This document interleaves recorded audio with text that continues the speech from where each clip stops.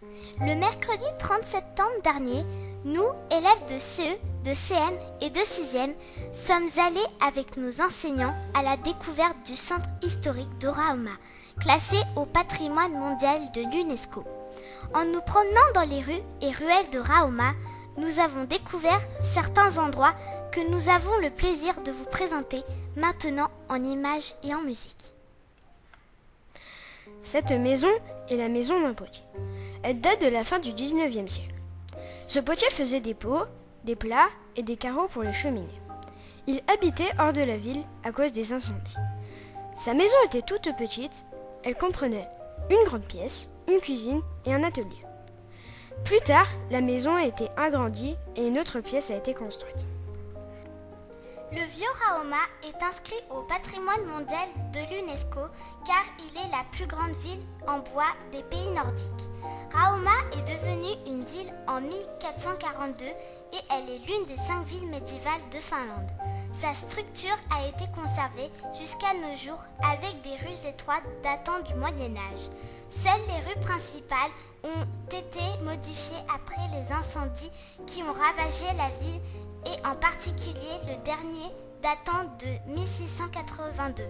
Aujourd'hui, le vieux Rahoma est un quartier très animé qui compte près de 800 habitants et environ 600 édifices en bois. Seule l'église de la Sainte-Croix, l'ancien hôtel de ville et 2 maisons particulières sont en pierre.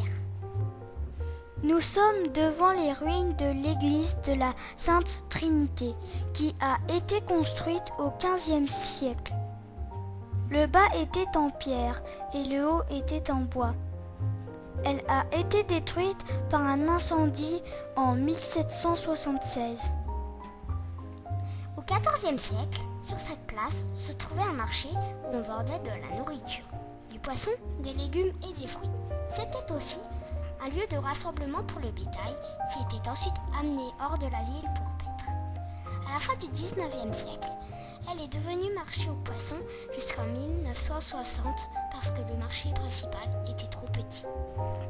Cette maison date du début du XVIIIe siècle. Elle possédait une écurie, un poulailler, une étable et une réserve pour la nourriture.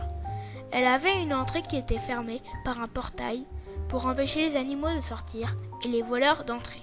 Au début, elle appartenait à Abraham Marelin, qui a d'ailleurs donné son nom à cette maison, la maison Marella. Après, elle a été revendue à un riche armateur, Christian Pagvalin, qui l'a agrandie. Ensuite, elle a été achetée par les Granlund, une famille très riche. Cette rue, la rue Kidukran, est la plus étroite de Rahoma. On pense que c'est aussi la plus étroite de Finlande. Aux 2 extrémités de la rue, un panneau écrit en lettres gothiques indique que si on y jette des déchets, on doit payer une amende de 20 marks finlandais. La maison Kirsi était la maison d'une famille de marins qui habitait là au XVIIIe siècle. Elle était située dans un quartier populaire. La même famille a habité cette maison pendant 200 ans. Il y avait dans la cour un poulailler, une étable et une réserve pour la nourriture. La cour était fermée pour que les brigands ne puissent pas entrer. Aujourd'hui, cette maison est un musée abritant une exposition sur l'habitat dans le vieux Rahoma au XVIIIe et au XIXe siècle. Cette église a été construite à la fin du XVe siècle et au début du VIe. C'était l'église du monastère des moines franciscains. Elle est devenue l'église la plus importante de Rahoma après l'incendie de l'église de la Sainte Trinité en 1640.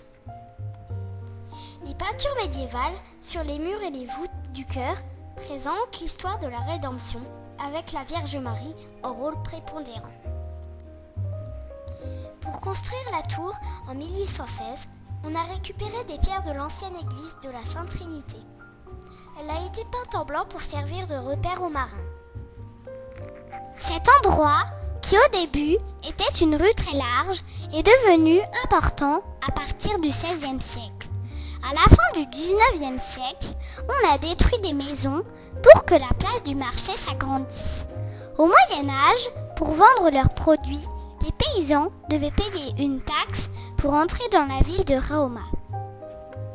L'hôtel de ville a été construit en 1776. Autrefois, sur l'horloge, il n'y avait qu'une seule aiguille.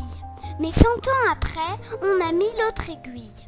Comme c'était l'habitude à cette époque, on a obligé les bourgeois à financer la construction et les artisans à construire l'édifice. Au premier étage se trouvaient le bureau du maire, le tribunal et la banque. Au rez-de-chaussée se trouvaient un poste de police et une prison. Ce bâtiment a été hôtel de ville jusqu'en 1901.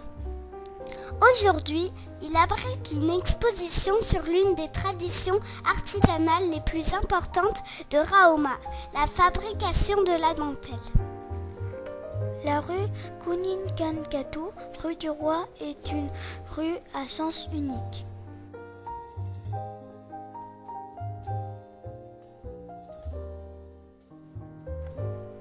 C'est l'une des deux rues principales du vieux Raoma et certainement la plus animée. Elle est bordée par de nombreux commerces et mène à la place du marché. La rue Kaupakatu, rue du commerce, est elle aussi à sens unique.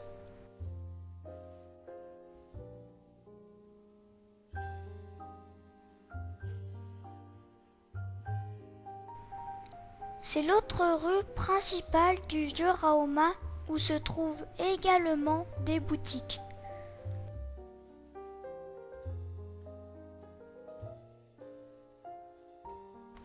La maison Kakela était exceptionnelle pour l'époque car elle avait un étage. C'était une maison de nobles. Les premières informations la concernant datent de 1631. Plus tard, en creusant le sol dans le jardin, on a découvert des ossements. On pense donc que le cimetière du monastère se trouvait à cet endroit. Nous sommes devant la statue de Franz Hjalmar Northamo. Il est né en 1860 à Raoma.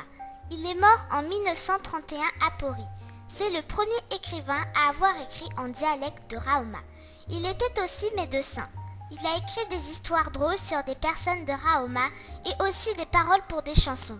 Son anniversaire est le 13 juin, jour où on lève le drapeau finlandais à Raoma pour le célébrer.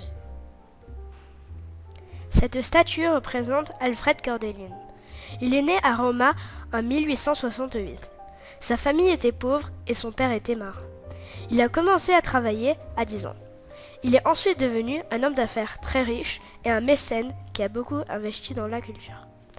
Il a offert une maison à l'État qui est toujours aujourd'hui la résidence secondaire du président de la République finlandaise. Alfred Kordelin a été assassiné en 1917 par un matelot russe. Nous nous trouvons sur la place d'Helsinki. En 1551, le roi Kustaa Vaasa a demandé aux habitants de Raoma d'aller fonder la ville d'Helsinki.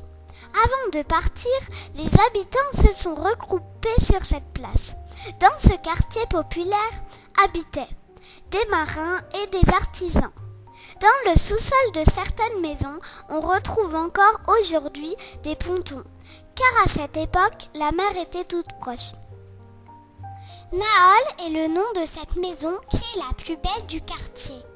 Elle était habitée par des artisans et des marins.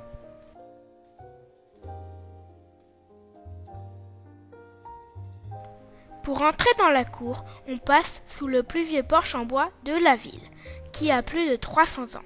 On pense que c'est la seule porte de Finlande datant de cette époque.